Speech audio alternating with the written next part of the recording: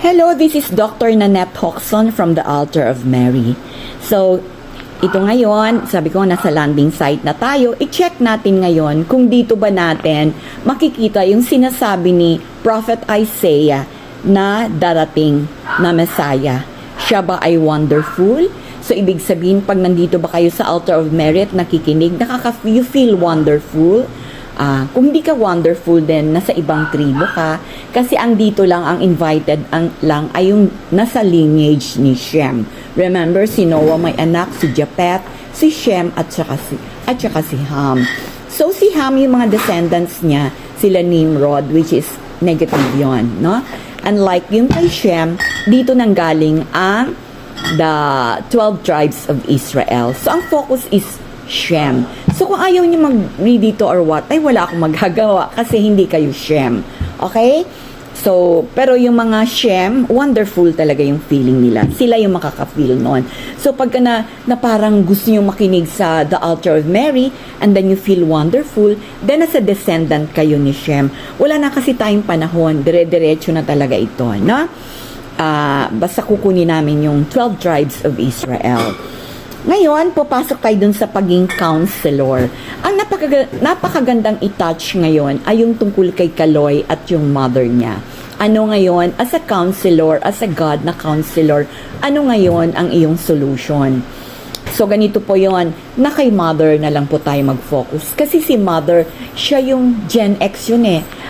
Baby boomer. Iba kasi tayo noon, mapagpasensya. Lahat ng character ay nandun sa atin. Unlike yung mga bago ngayong bata, no? Sabi nga natin, nag-iba na ang ugali nila, ganon. So, wala na tayong mababago kasi ganon na sila. At hindi lang naman si Kaloy, marami rin ang katulad niya, no? Kung titingnan mo nga, love kasi yun eh. Love niya yung girlfriend niya. So, ipaglaban niya talaga. Makita mo talaga ang isang bata na mga generation ngayon. Ipaglaban talaga nila yon. So, all we have to do is just keep quiet, pray lang, and magmahal. Ang solution lang is love. Which parang today, nabasa ko, ang ganda nung sinabi ng mother ni Kaloy. Perfect, no? So, ang ano lang is love ang kasagutan.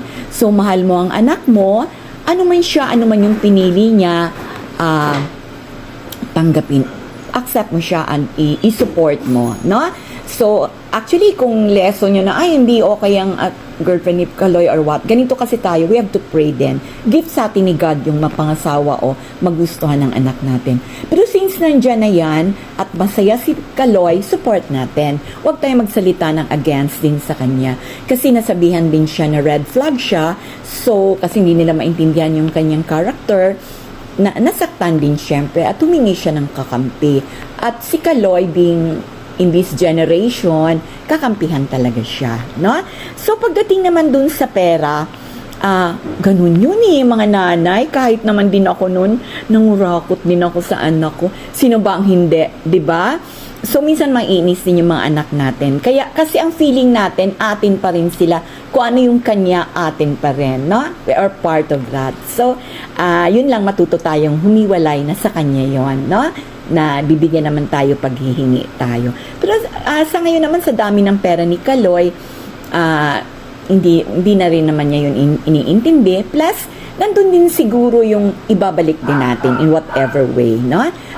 Kahit hindi mo maibalik lahat yan, yung makita lang ni Kaloy na sinusolid din natin kung meron tayong nakuhang pera sa kanya, okay naman sa kanya. Para all's well and ends well, so okay lang po, love is the answer. Sa lahat po ng mga problema, love is the answer. So, yung love ng mother, iba kasi yung mga mother lalo ng araw, ipakita natin kung paano tayo magmahal. Kasi hodang, hindi natin gusto ang kanyang girlfriend. Kasi hodang napagsalitaan tayo ng pangit.